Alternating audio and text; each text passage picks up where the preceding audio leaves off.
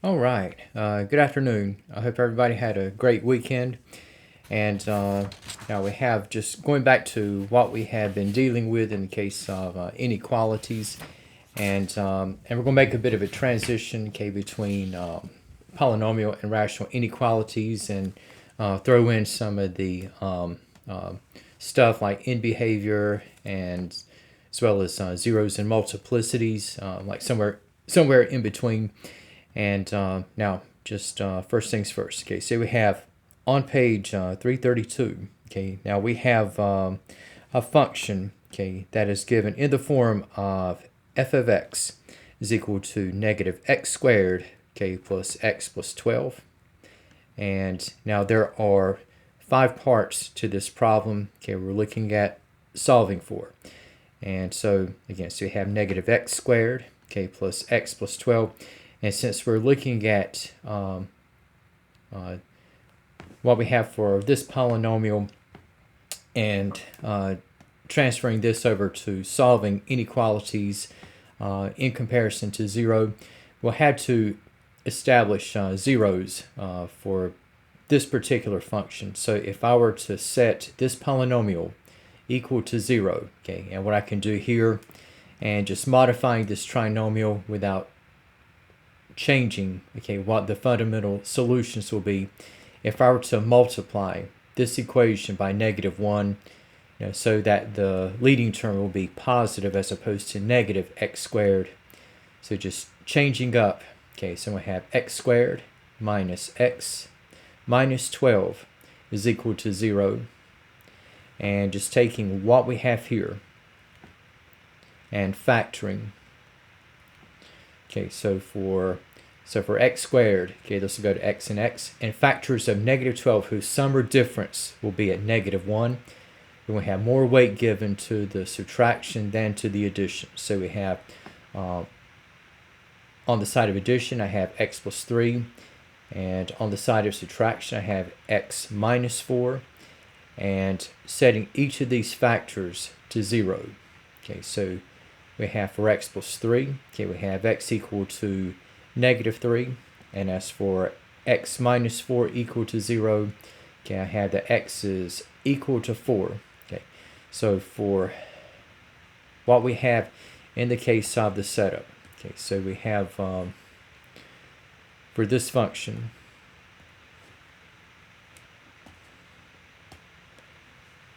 and just applying a little bit of color coding. Okay, so again, this is our function.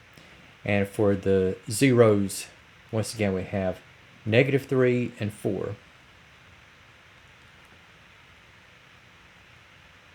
And setting up a table that we can reference in solving for inequalities. So we have the table built around these particular zeros and also within the framework of the real number system. Okay, so we have, again, we have just with our headings. Okay, so we have for the intervals. Okay, so we have at the lower end with -3 as the lesser of the two zeros. We're going to have, starting for those values less than -3. And then we have, after bypassing -3, we have those values of x greater than -3 and less than 4. And again, bypassing 4, we have the rest of the set of values of x, okay, to be those amounts greater than 4. And again, just setting up a table. Okay, so again, we have with the column headings, okay, we have the intervals. And now as we look at going both row by row and column by column, okay, so just separating the interval sections. Okay, so I have separating the values less than -3, then separating those values greater than -3 and less than 4, and then those values greater than 4. And to test out each of these interval sections, okay, I can do a bit of probing again with supplying test values for the input. Okay, so again, we have the input variable for this function is going to be x. and for selected tested values. Okay, and I can arbitrarily choose any value less than -3. I'm just going to go with -4. And anything between -3 and 4, but not including -3 or 4, I can go with 0. And then anything greater than 4, I'll just go with the number 5. Okay. And again, so these are tested values. And once again, what am I testing? Again, that is going to be our function f of x is equal to -x squared plus x plus 12. Okay. And so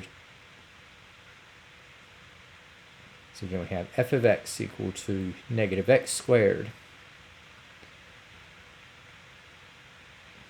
plus x plus 12. And so looking at what we have, starting things off, okay, so you have for f of -4, okay, notice that the leading term is the negative of x squared. So if my x value is at -4, so I'm going to be taking the negative of the square of -4, and I have plus -4, and I have plus 12. So I got -4 squared is 16, but the opposite sign is going to be -16. Then I have -4. -16 minus 4 is -20. And -20 plus 12 is going to leave, in this case, -8. For what we have in the case of f of 0. Okay, so with 0 representing x, okay, so the first two terms will become negligible. So f of 0 is just going to be the constant at the end, which is going to be at 12. Or emphasizing the sign value, okay, we have plus 12. And for what we have in the case of f of 5, okay, so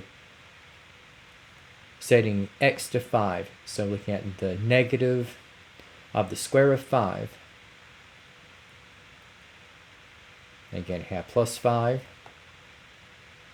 followed by plus 12. Now, we got 5 squared is 25, but again, I'm taking the negative of this, so I'm going to have -25, and got plus 5 is going to be -20, and we got plus 12, and just like in the first situation, okay, we're going to have the output also be -8, and then we have, upon completing the table, okay, so we have for the sign of f of x,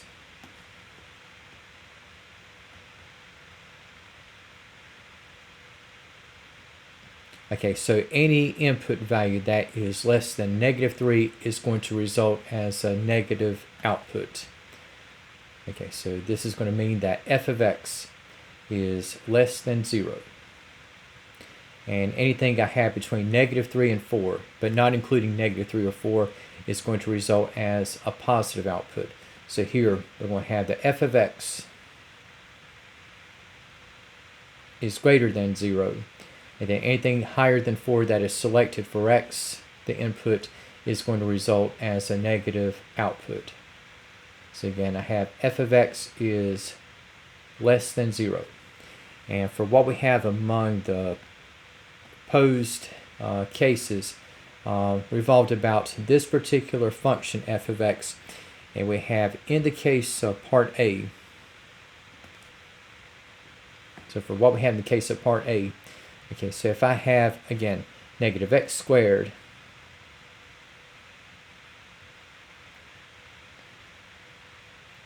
plus x plus 12 is equal to 0, okay, again, we're going to have, for the solution, again, whenever I had -x squared plus x plus 12 equal to 0, I had two values of x equal to -3 as well as 4.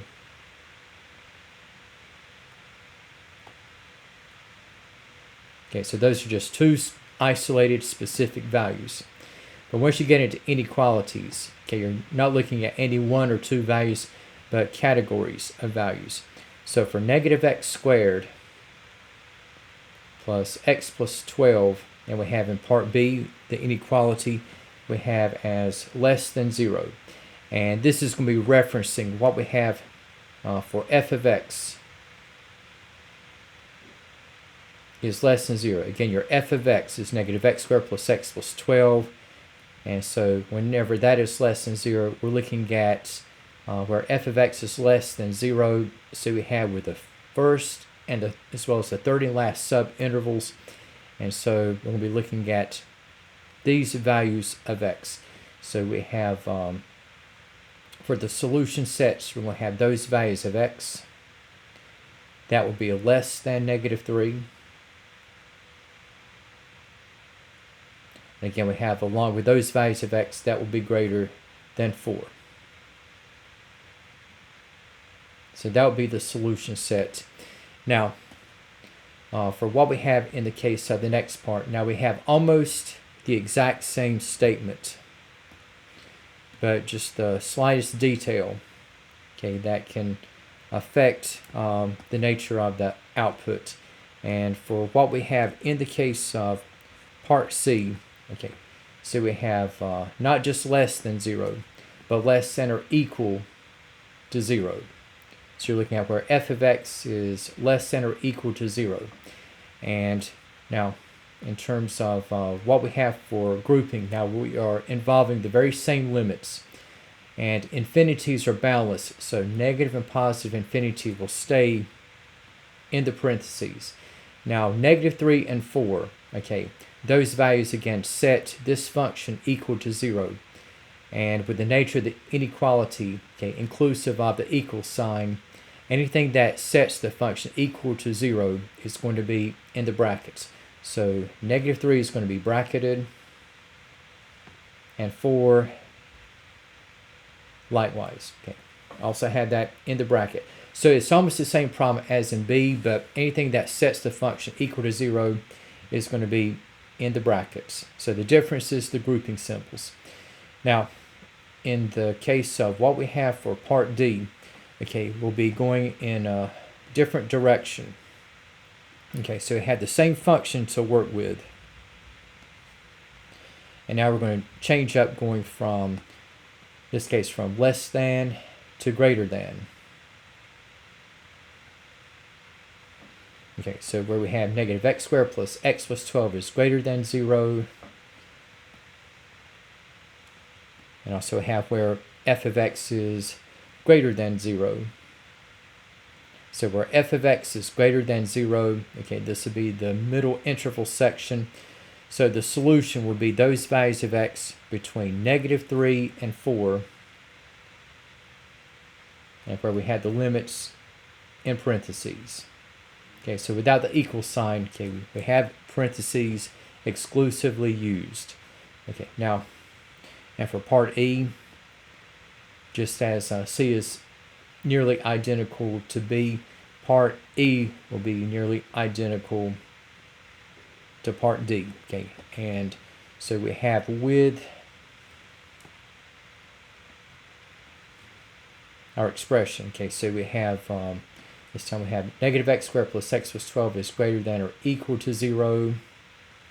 So we have the f of x is greater than or equal to 0. Now we're still in the same direction as where f of x is greater than 0, and we're still going to have the limit values negative 3 and 4 involved. And thanks to the equal sign and as well as the fact that negative 3 and 4 set the polynomial equal to 0, that means that the inclusion of negative 3 and 4 will be symbolized by the surrounding brackets. Okay, all right. So where you have just less than or greater than, you have only parentheses. But if you had the equal sign involved, you could potentially have brackets for the grouping symbols, as was the case with the values negative 3 and 4 in parts C and E. Now, looking at what we have for individual inequality comparisons, and we have in the case of number 26. Now I'm going from the letter X to the letter D, and in this particular problem, okay, we have for number 26.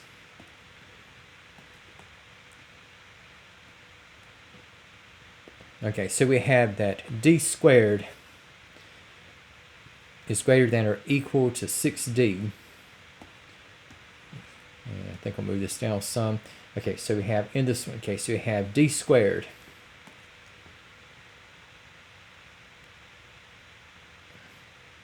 is greater than or equal to 6 times d. And if I rewrite this as a comparison to zero inequality, okay, so I'm going to have d squared minus 6 times d is greater than or equal to 0, and just kind of using a bit of the function signaling. Okay, this will be where we have f of d is greater than or equal to 0. Okay, so we have just taking what we have here, and again, so identifying the function as well as the zeros.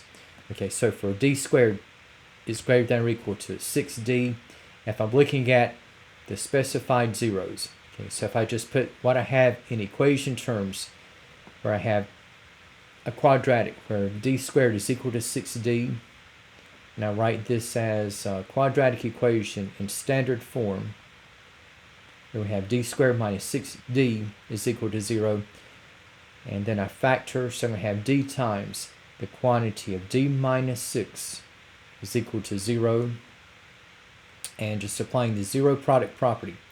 So you have that d is equal to 0, and if d minus 6 equals 0, we're going to have that d is equal to 6. All right, so just in terms of what we're going to be working with and around, okay, we have our function f of d. Okay, this is what we have set equal to or in comparison to 0. So I have f of d is equal to d squared minus 6 times d. And again, we have with the zeros. Okay, so I have 0 and 6. And so in setting up a table, okay, so again, we have with the intervals.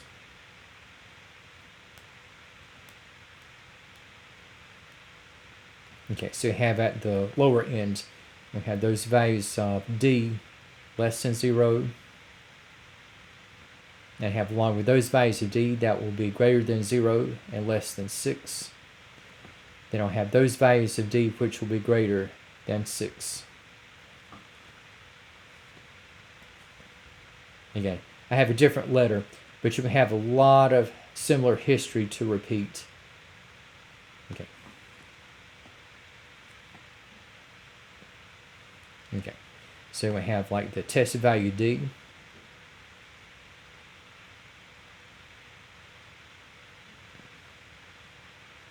and again we're going to have f of d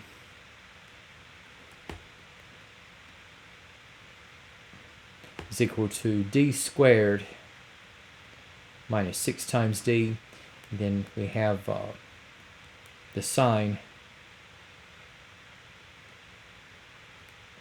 of f of d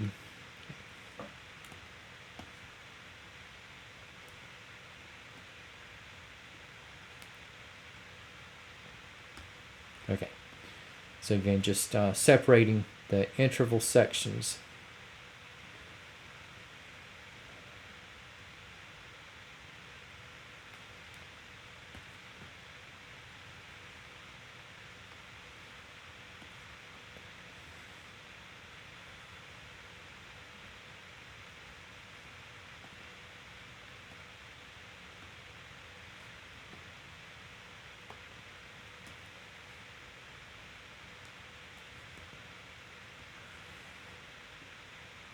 Okay, so among the test values, okay, so for the first, for anything that is less than 0, okay, so you have -1 is a possible choice. Anything greater than 0 and less than 6, we can go with 1. Anything greater than 6, 7 will do. Okay, now for f of d, okay, so if I have, with d at -1, so we have f of -1, and so I have the square of -1 minus 6 times -1. -1 squared is 1. -6 times -1 is a positive 6. And we have for the output, okay, that is going to be a positive 7. In the case of f of 1, okay, so here we have 1 squared. We have minus 6 times 1. 1 squared is 1, negative 6 times 1 is negative 6, and 1 minus 6, we have the output at negative 5. Now for f of 7, okay, so you have d squared is going to be 7 to the second, minus 6 times d will be minus 6 times 7. 7 squared is 49, negative 6 times 7 is negative 42, and 49 minus 42, this will come out to a positive 7. And for what we have in terms of the sign of the function for each interval section. Okay, so anything that we plug in for d that is negative, the outcome turns out to be positive. As in the case of negative 1 for the input leads to a positive 7 for the output. Okay, so you have a positive, so in this case f of d is greater than 0, and for what we have next category, any input greater than 0 but less than 6 results in a negative output. So we have the f of d is less than 0, and then anything we plug in greater than 6 for the input, the output is going to be positive.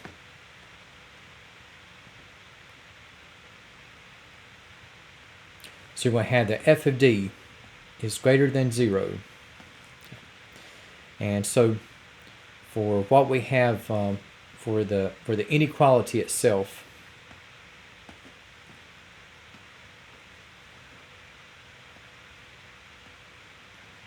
okay,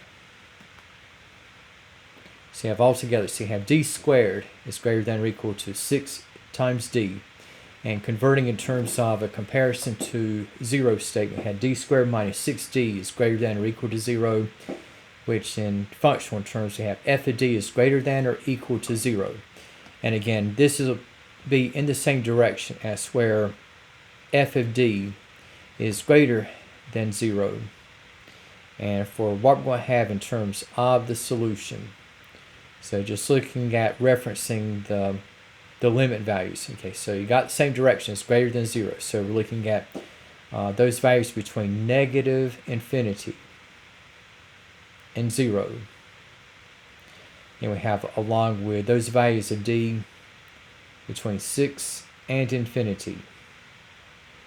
And again, with the equal sign, there is the possibility that brackets will exist as opposed to the exclusive use of parentheses.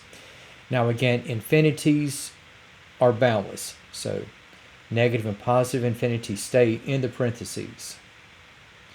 Now for the 0 and the 6, those values set the function equal to 0, and since we have the equal sign in the statement, again this will signal that both 0 and 6 will be in the bracket.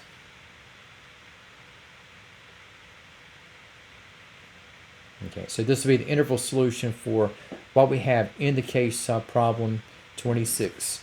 All right, now another change up in the variable. Okay, so we're going from x to d, and now we're looking at solving for the variable m. And for what we have in the case of number 29, okay, so you have the nature of the inequality. Okay, it's just going to be less than. And in this one,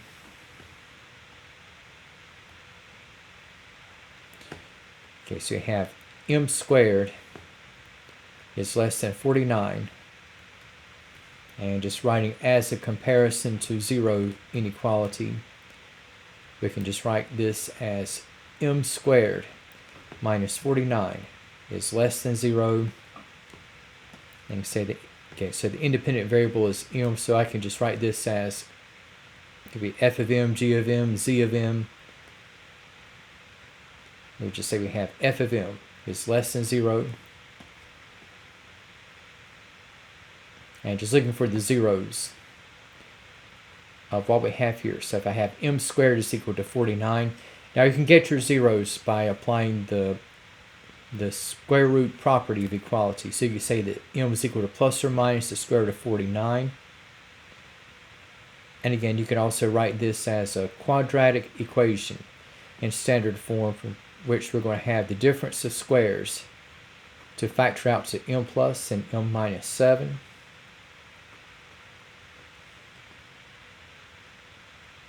Okay, so if I have m plus 7 is equal to 0, okay, so we're going to have m is equal to negative 7. And if m minus 7 is equal to 0, we'll have that m is equal to 7. So for what we have in the table setup, so we have with f of m, again, this will be what we have alongside 0. So we have f of m is going to be m squared minus 49. And we have for the zeros, again, we're going to have negative 7 as well as positive 7. And just setting up what we have in the intervals.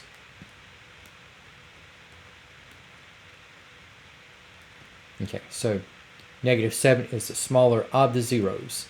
So you have those values m less than negative 7. And then you're going to have those values m between negative and positive 7. And then finally you're going to have those values m which will be greater than 7.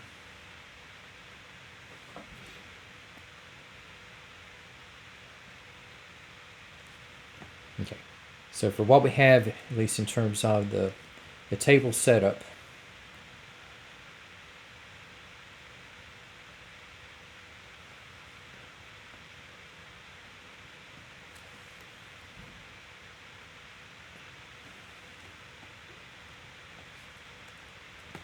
okay, so you'll have test value m.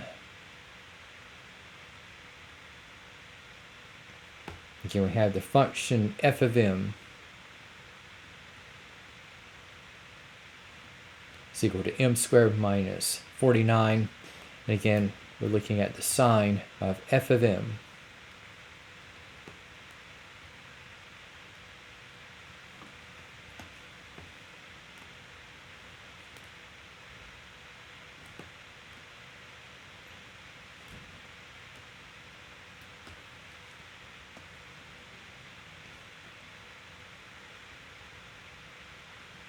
We have upon separating the subintervals.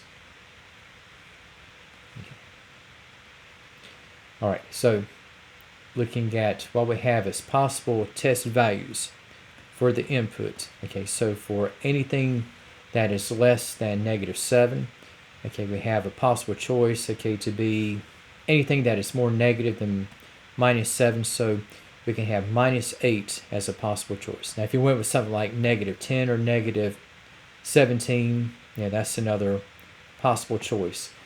And we have between negative and positive 7. And you can have, if you're looking at integers, you can have anything running from and including negative 6 all the way up to and including positive 6 in the mix, and even 0 would fit the bill.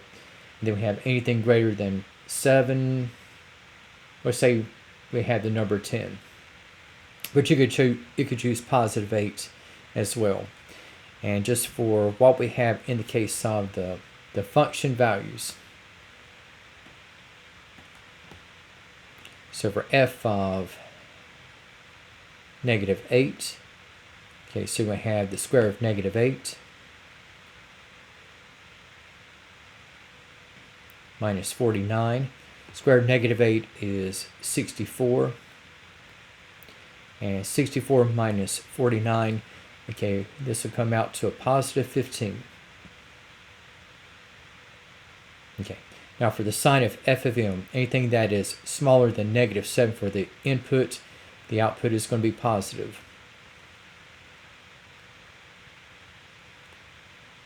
So we have that f of m is greater than 0. Now, for the next, okay, the selected input value was at 0. 0 squared is 0, minus 49. So f of 0 is equal to negative 49. So anything larger than negative 7 but smaller than 7 is going to have a negative resulting output. So here, f of m is less than 0. Now for what we have in the case of f of 10, Okay, so looking at 10 squared minus 49.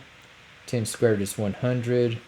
Take away 49, and 100 minus 49, okay, that'll be a positive 51. So we'll have a positive output. Again, we'll have that f of m is greater than 0. Okay. So for what we have in terms of the original problem, where we had m squared is less than 49,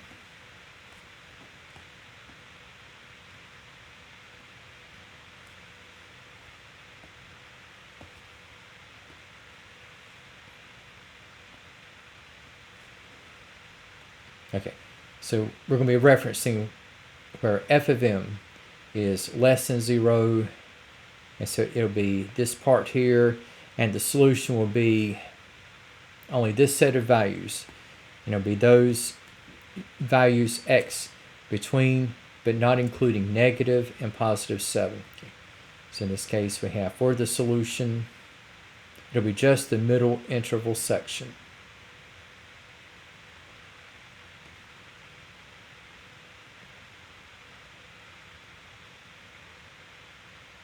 And that's all we have for the interval solution. Okay, now in crossing over to what we have and going back to the variable x, now we have for number 33. Now this function is provided in factored form.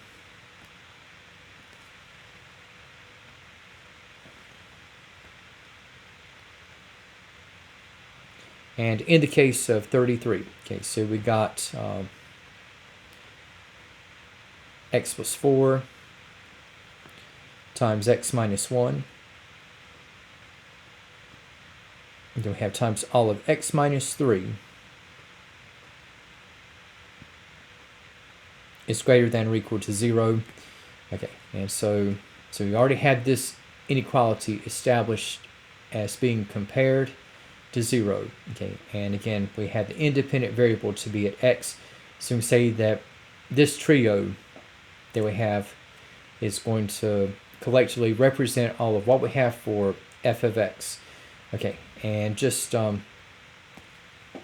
once again, in identifying the zeros, so I have x plus 4,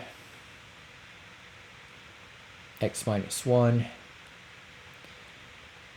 we have x minus 3 to all multiply out to equal 0. Okay, so we have among the factors, okay, so you have x plus 4, x minus 1, as well as x minus 3.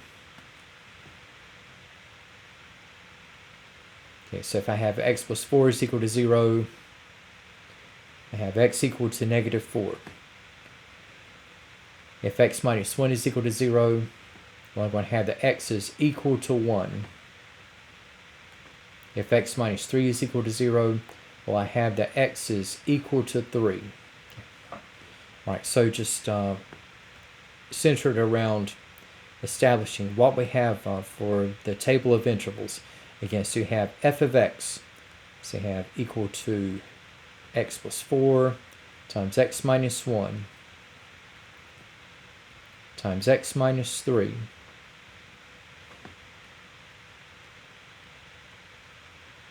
we have for the zeros. Again, so we have negative 4, 1, and 3. Okay, since we have 3 zeros as opposed to all the examples we have had with 2 zeros, that means we have a bit of a wider table created since we have more sub-intervals involved.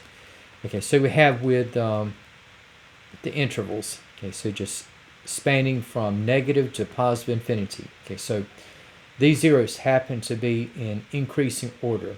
So we have at the lower end, we have those values of x less than negative 4, and then we'll have those values of x greater than negative 4 and less than 1.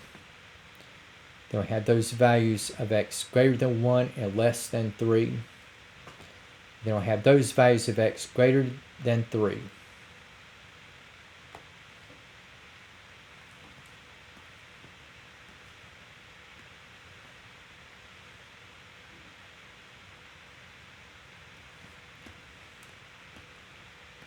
Okay, so just looking at what we have here. Okay, so you have test value x.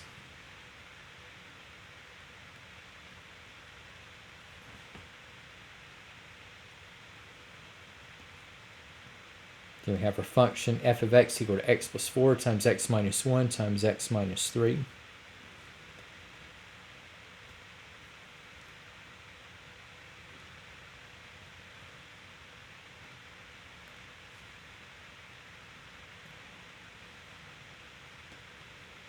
Again, we have the sine of f of x.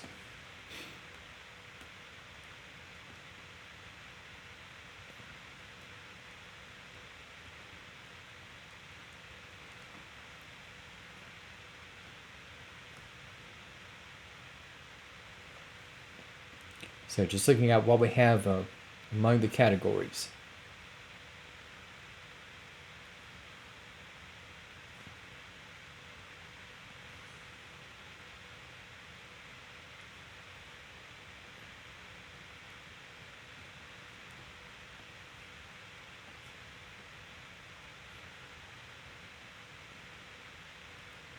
Okay.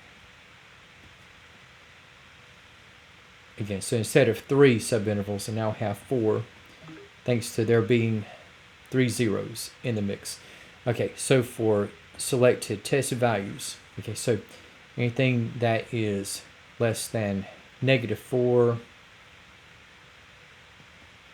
we can just go with, let's say, -5.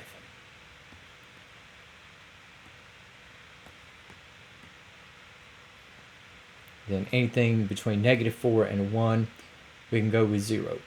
And if we want to maintain the use of integer values, well, between 1 and 3, we only have 2 to choose.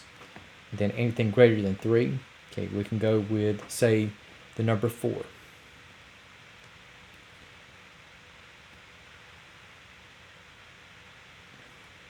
And in the case of the function values, okay, so we got, so you have f of -5,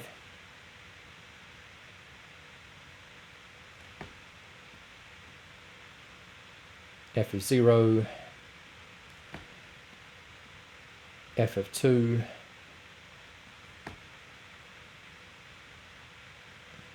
and f of 4. So we have for f of -5, so you have -5 plus 4, that will be -1. -5 minus 1 becomes -6. -5 minus 3 becomes -8. And for the output, so we got what's going to be 6 times -8, so we're going to have a -48.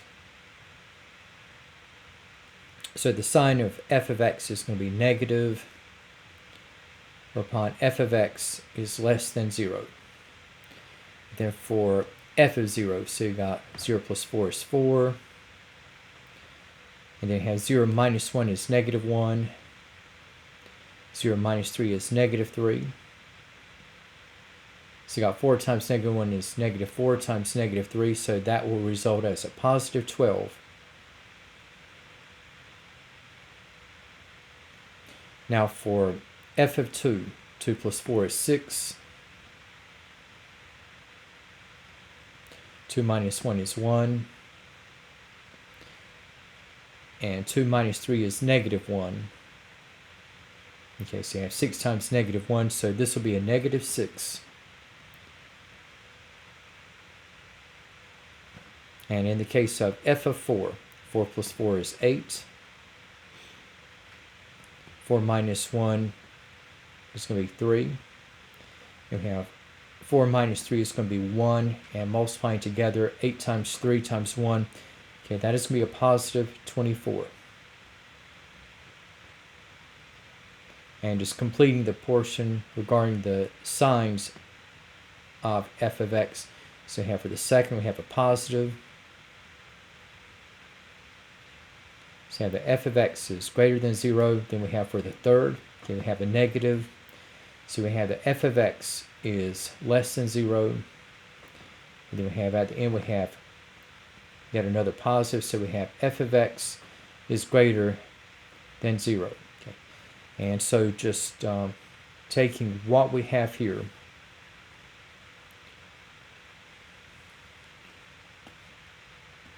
in our problem.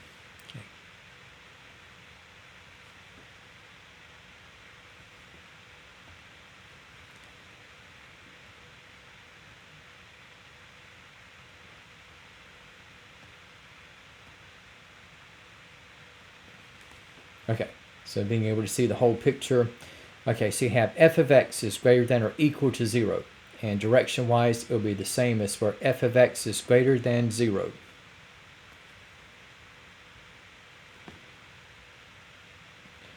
Again, with the equal sign, there is the potential for there to be brackets in the midst of the parentheses. Okay, so where we have f of x to at least be greater than 0, so we're involving -4 and 1.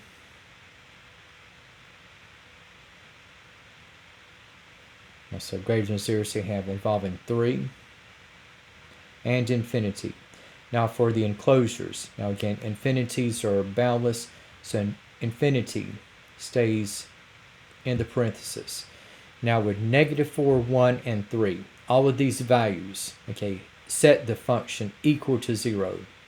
And since the inequality has an equal sign, that means that those finite numbers will be bracketed. Okay, so for this statement, okay, this is going to be the interval solution. So you have those numbers between and including -4 and 1, and that will be tied in with values running from and including 3, going out to infinity. All right, now, in looking at taking what we have, say, revolved about in behavior, as well as zeros and multiplicities. Now with the previous group, I kind of did the in behavior and the zeros and multiplicities exercises before the inequalities, but I think I'm going to reverse the order on this. It's still going to lead to the same big picture, but I think if I just go ahead and look at the inequality side of things first. Not that one approach is better than another, but another reason I'm going with this is that so far we've had alternating sign values like negative, positive, or positive, negative, positive. But you will not always have situations where the sign values will be alternating. You might have like back-to-back negative, negative, or positive, positive. Now let's say that if we have, say we have a function. So we have f of x is equal to x squared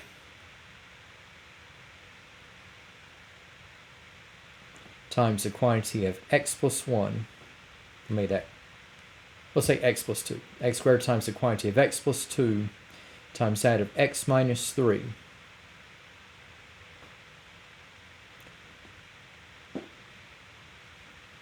And if I were to set this equal to 0,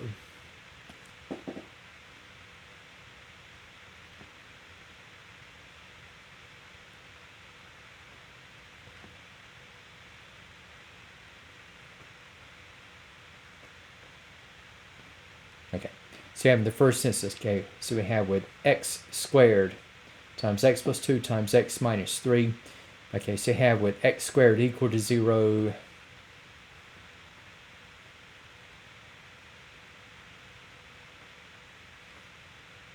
Okay, so there's going to be only one value of x from x squared equal to 0. So that's just going to be 0 because there's no positive or negative 0. It's just 0. And for x plus 2 equal to 0,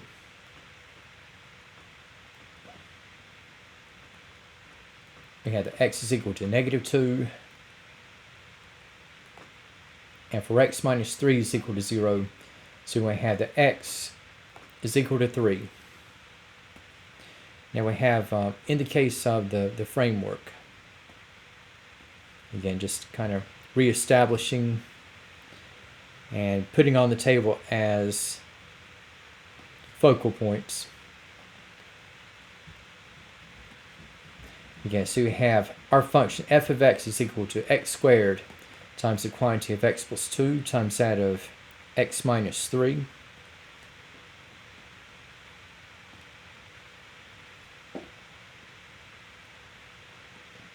You have with or zeros. Okay, so I have 0, negative 2, and positive 3.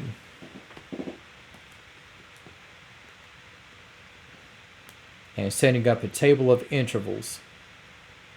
Okay, this, if you notice, unlike what we have encountered so far now, these zeros are not in ascending or descending order. Okay, they're kind of jumbled. So out of 0, negative 2, and 3, negative 2 is the smallest of the zeros. So at the lowest end, so we'll be looking at those values of x that would be less than negative 2. And looking at bypassing negative 2. So we're going to pass negative 2 and approaching, but not including 0. So negative 2 is bypassed, 0 is going to be bypassed. So the next, we have those values of x greater than 0 and less than 3. And with 3 is the last 0, which will be bypassed. The rest of the interval sets will be those values of x greater than 3. Okay, and so just setting up once again a table.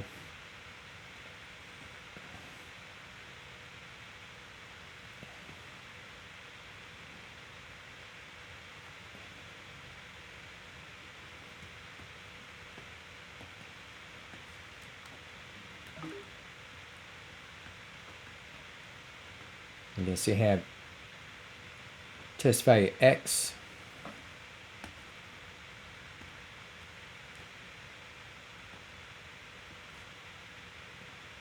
Again, we have our function x squared times x plus 2 times x minus 3.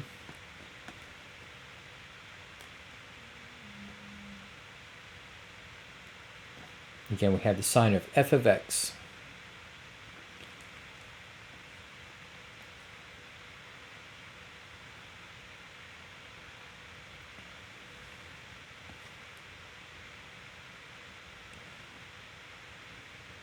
And we have upon separating the interval sections,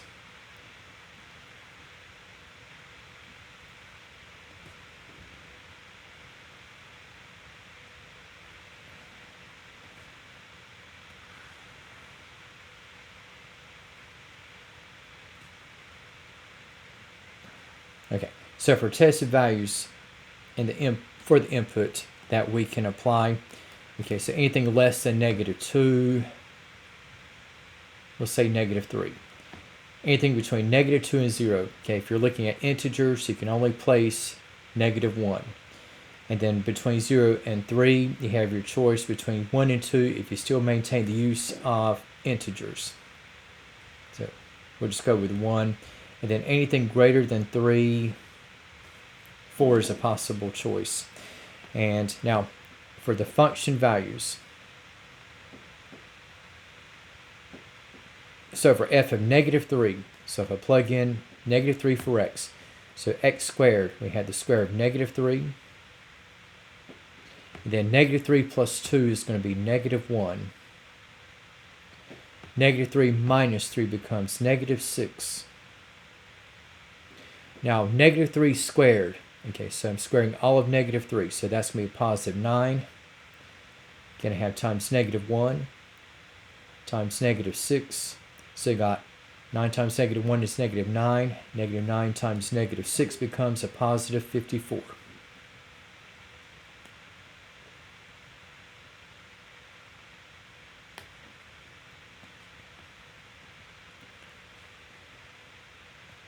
Okay, now for what we have in the case of f of negative 1.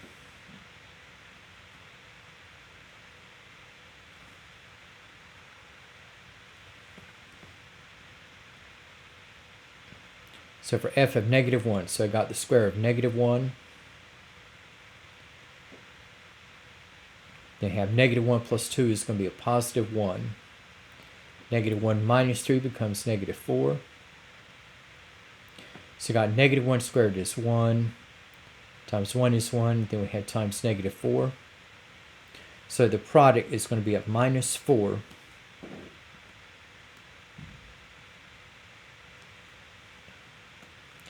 And for what we have in the case of f of 1, okay, so you got 1 squared. 1 plus 2 is 3. 1 minus 3, however, is negative 2. So you got 1 squared is 1. 1 times 3 is 3. 3 times negative 2 becomes negative 6.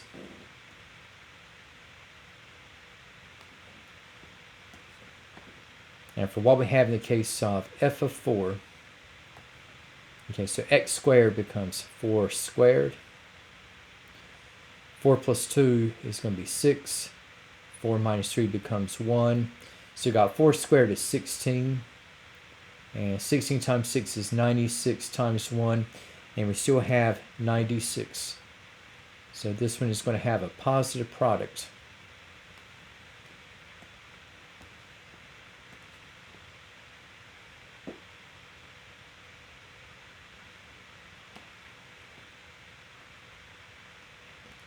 So we have here, okay, so anything that is selected for the input less than negative 2, the output is going to be positive.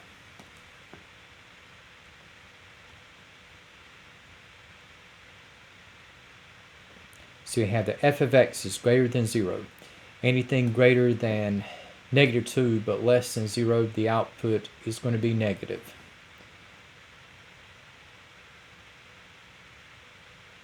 So you have the f of x is less than 0.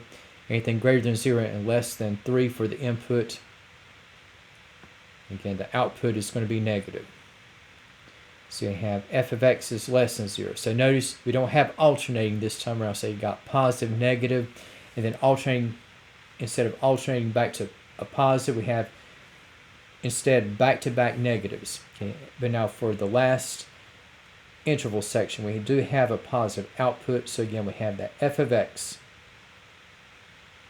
is greater than 0. Okay, and now just for the individual inequality statements. Okay, say if we have, I'm going to do a little bit of a reverse order, and I'll show you why in just a moment. Say that if you have that x squared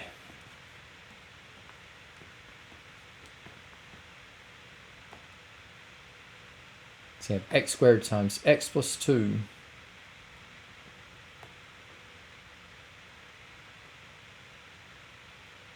times x minus 3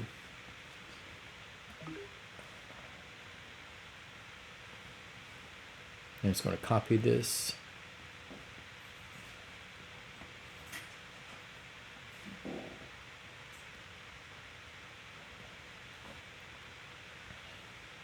Okay, so if I have x squared times the quantity of x plus 2 times that of x minus 3, if I have the product, okay, to be greater than 0, okay, so this will be referencing where f of x is greater than 0.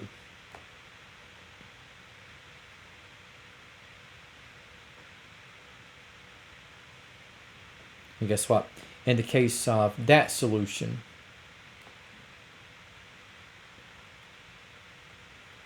okay, where f of x is greater than 0, so I had those values of x less than negative 2,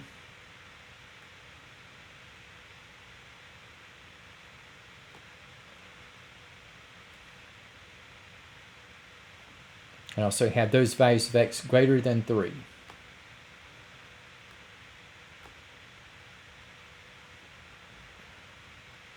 Okay, so that would be the solution here.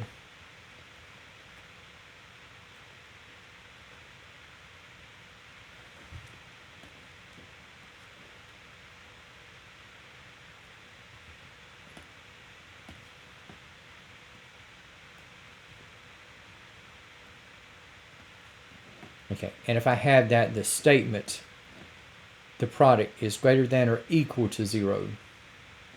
Okay, so I'm now referencing where f of x is greater than or equal to 0.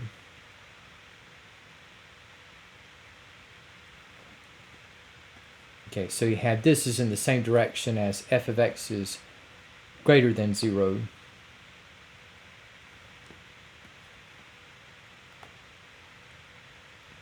And so we're looking at the same numbers to work around. But since we've got the equal sign, and since -2 and 3 set the function equal to 0, we have brackets around -2 as well as the 3. So that would be your interval solution in this case.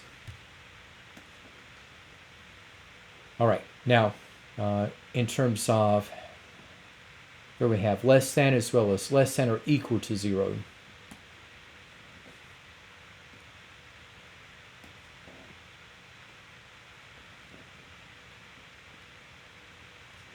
Okay, so if I have that the product is less than 0,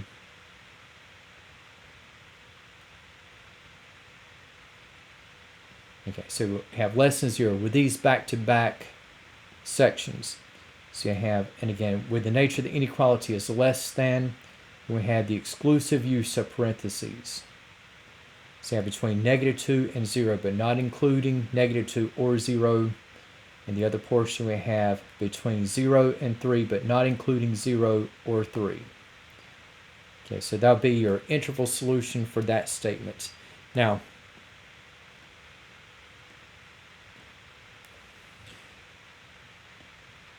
where we have a bit of a change up, say that if we have this product is less than or equal to 0. Now you're looking at the same limits. Okay, so you have -2 and 0.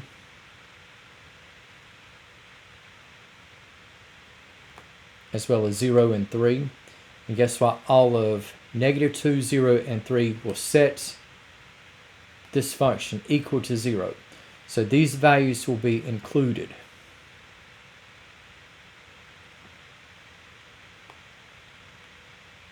So everything is going to be bracketed. Okay, and here's the added twist. Okay, think of like in terms of graphing.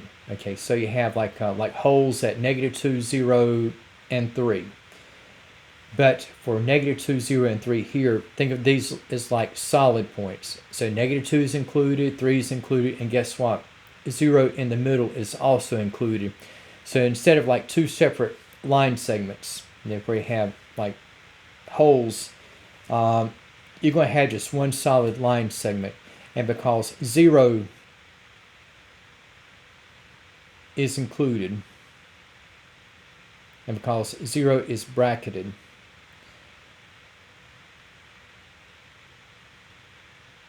okay, so that means that the intervals, subintervals, will combine as one. Okay, so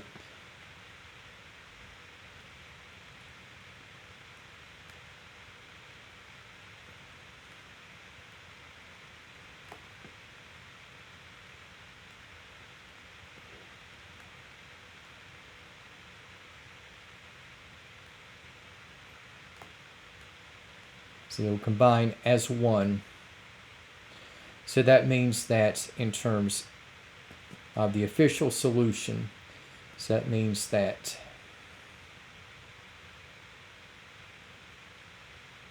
in terms of combining as one, we'll just have continuity from and including -2 all the way up to and including the number 3. Okay, so the 0, okay, again, 0 inclusive is going to be the tie that binds what would otherwise be two separate sections. And so with that tie that binds, okay, the solution just becomes the subinterval from and including -2 up to and including the number 3. Okay, so these are your interval solutions for these separate inequalities that we have in comparison to 0. Okay, now for what we have in the case of, and I had mentioned about in behavior, and still we have with the same function. And let's say if we have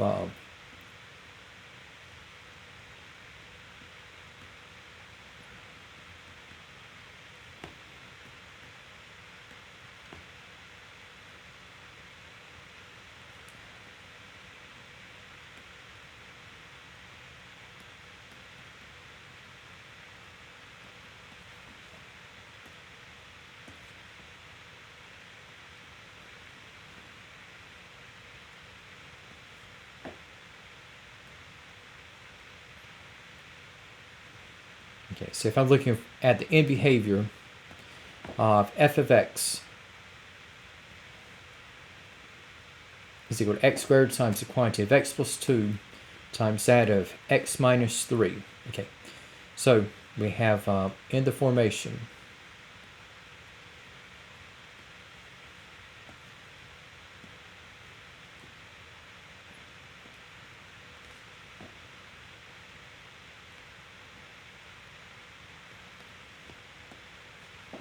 okay.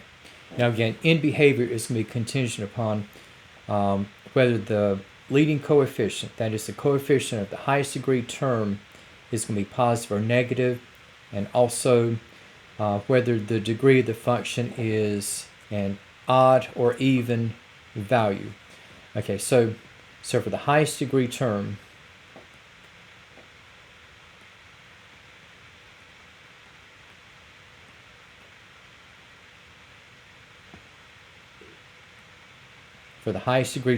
okay, so we have, just looking at the factors, okay, so we got x squared, and between x and 2, x is the higher order term. From x minus 3, x is the higher order term. So your highest degree term will be taking the product of x squared times x times x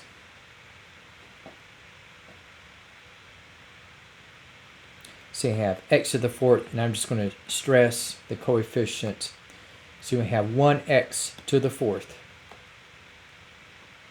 Okay, and for what we have in terms of the coefficients, leading coefficients, they have a of n is equal to 1.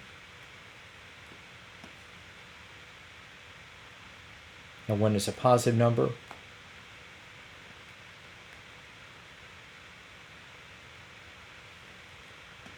And for 1x to the fourth, now for the variable, okay, that is a fourth degree, so we have n is equal to 4.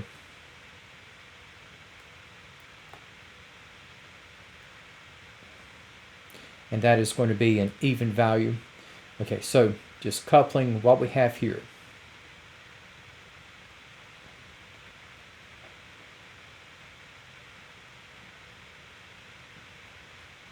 With a of n being positive, and with the degree of the function being even, it's going to follow that for the end behavior,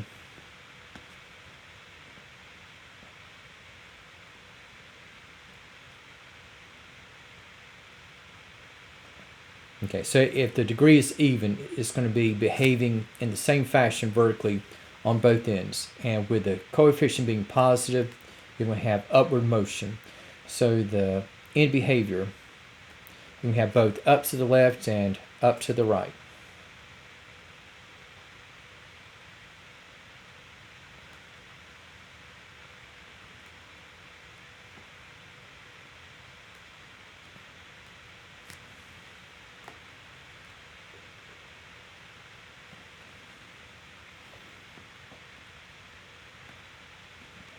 And just still working with this function.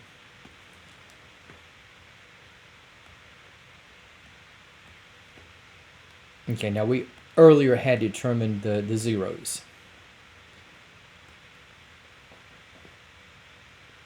Say if we're looking at determining the zeros, the multiplicities,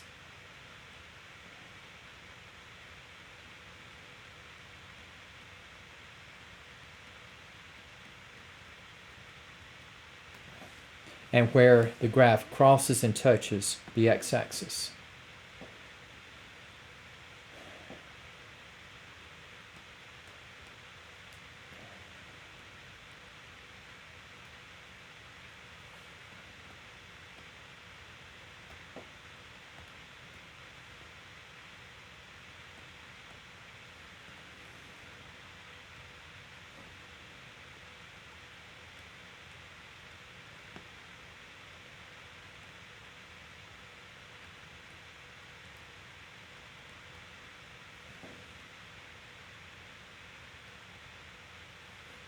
Okay, so again we have with f of x, okay, so again we have x squared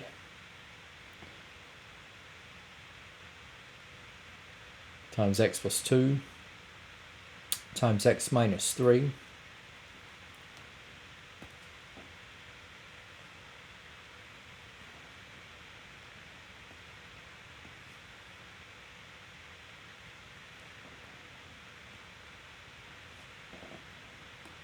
and just stressing the degrees. Okay, so you have x is to the second power, and again we don't have any specific powers or powers explicitly laid out for x plus 2 and x minus 3.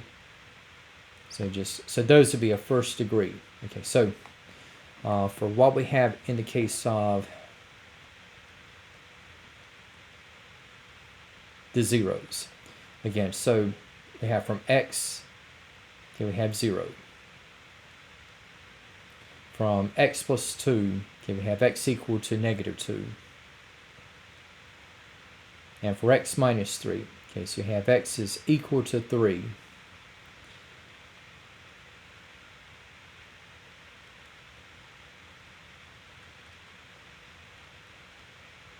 And in the case of the multiplicities, okay, so 0 stems from x, which is to the second power. And negative 2 and 3 stem from binomials that are a first degree. So their respective multiplicities, okay, will be at 1. And in terms of whether the graph crosses or touches the x-axis,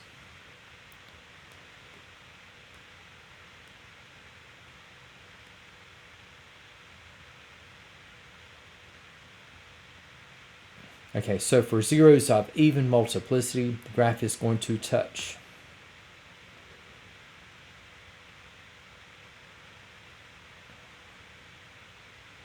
So it's going to touch at x is equal to 0. And with negative 2 and 3 with multiplicity of 1 and with 1 as an odd number. So you have the graph is going to cross at x is equal to negative 2 as well as x is equal to 3.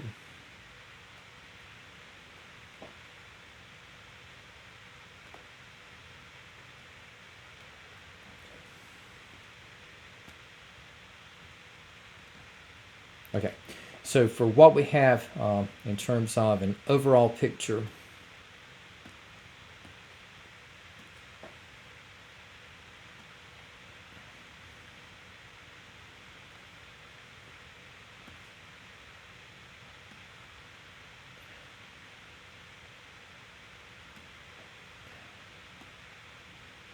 again, we have our zeros at 0, negative 2, and 3.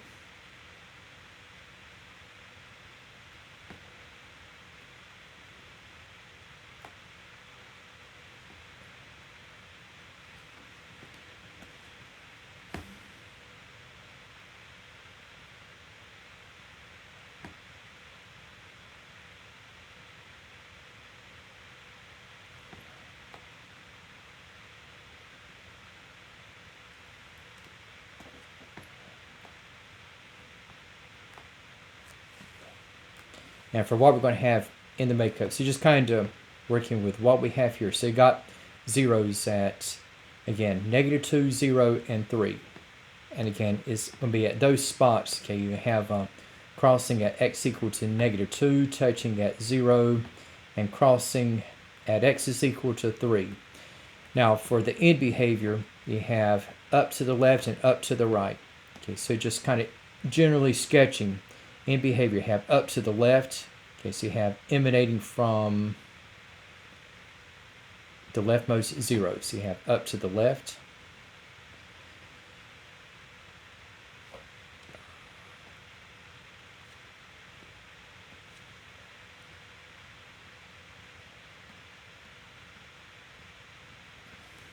And then we're going to have up and to the right.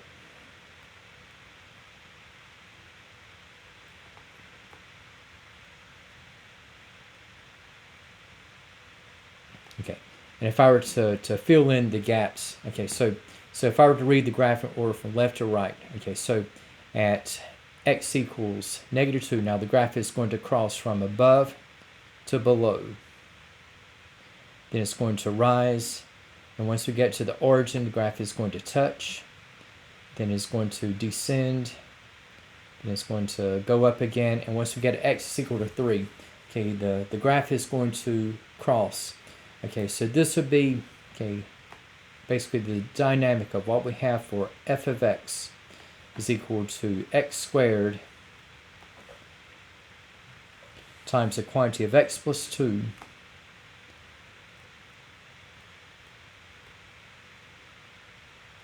times that of x minus 3. And I just want to mention, so this would be the behavior of what we have here.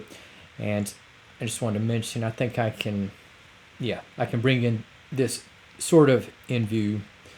When we looked at the table, when the input value was at -3, we had the output at positive 54. So let me just kind of mention here. Say like for -3, 54, this would be like a point.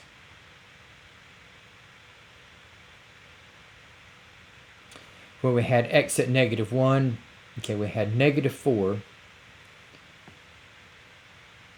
Okay, so you have somewhere like I say, I'm not drawing according to scale.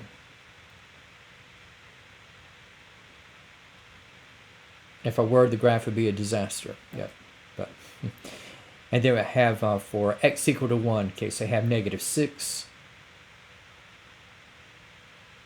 It's like 1, -6 would be on a point on the graph of the function. And then we have with x at 4, I have 96.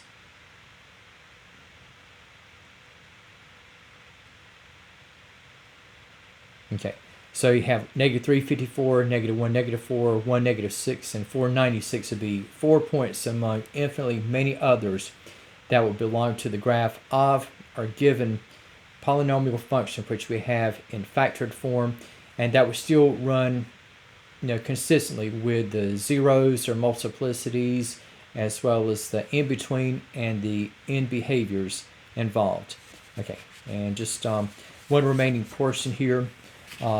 Regarding rational inequalities.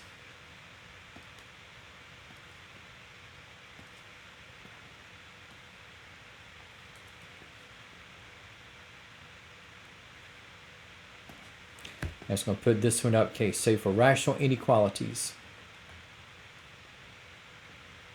Now the details, because we're a little bit pressed for time, the details are going to be just a little bit sketchy, but I think for what I'm going to put up, this will kind of highlight the main points. So for rational inequalities, okay, if we have a function r of x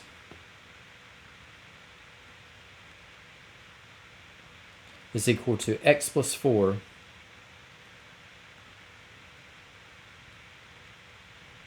over x minus 3.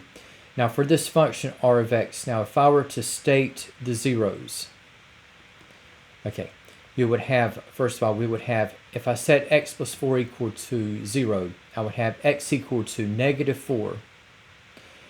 And since x plus 4 is in the numerator, and only the numerator, -4 is going to be in the domain.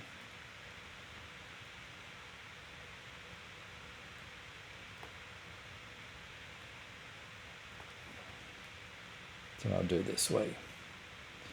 And we have with the second 0, if I set x minus 3 equal to 0, I have x equal to 3, but because x minus 3 is in the denominator, this one is not in the domain.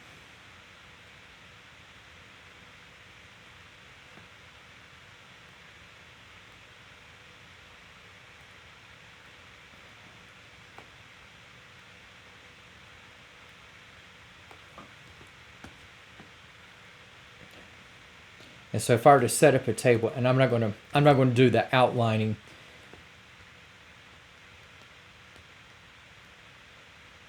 Just the main points here. Okay, so you have for the interval. Okay, so you have -4 and 3. So you have those values of x less than -4.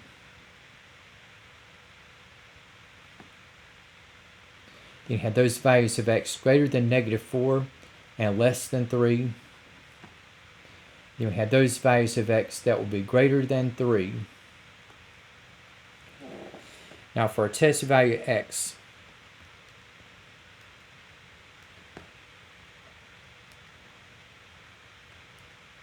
okay, so anything less than -4, we can go with -5. Anything between -4 and 3, we'll just go with 0. Anything greater than 3, we'll go with the number 4.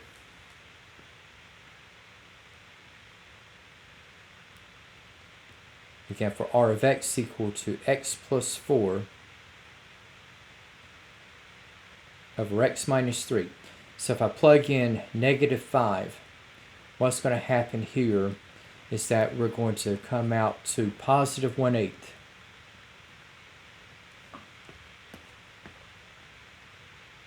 Now for r of 0, we have 4 over -3, so this will be a -4/3.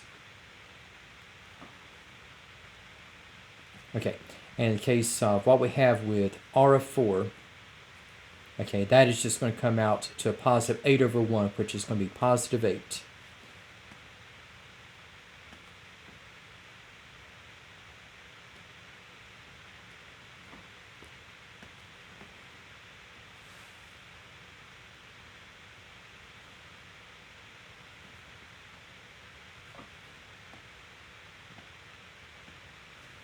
Okay, and in terms of the sign of r of x,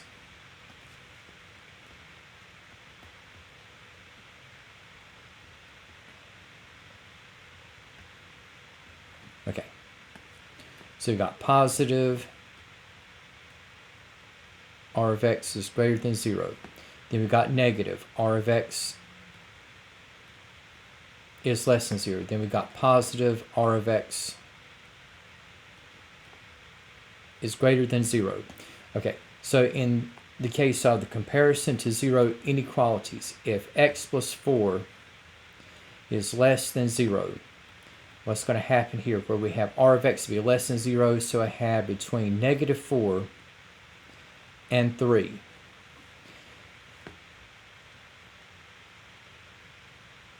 Now where x plus 4 over x minus 3, and we're getting a little bit pressed for time here, is less than or equal to 0, what's going to happen is that we got between -4 and 3. -4 is in the domain, so I can bracket this. But 3, even in spite of the inequality including the equal sign, 3 cannot be bracketed because it is not in the domain. And if I have greater than 0, where r of x is greater than 0, we're going to have the first and the last interval sections. So I have between -infinity and -4, along with those values of x greater than 3. And then for greater than or equal to 0, again, I got the equal sign, so there is the potential for there to be a bracket. But again, I can only situate a bracket around the 0 that is in the domain. So that is going to be -4. And since 3 is not in the domain, that stays in the parentheses. Okay, so that'll be your set of outcomes in this case.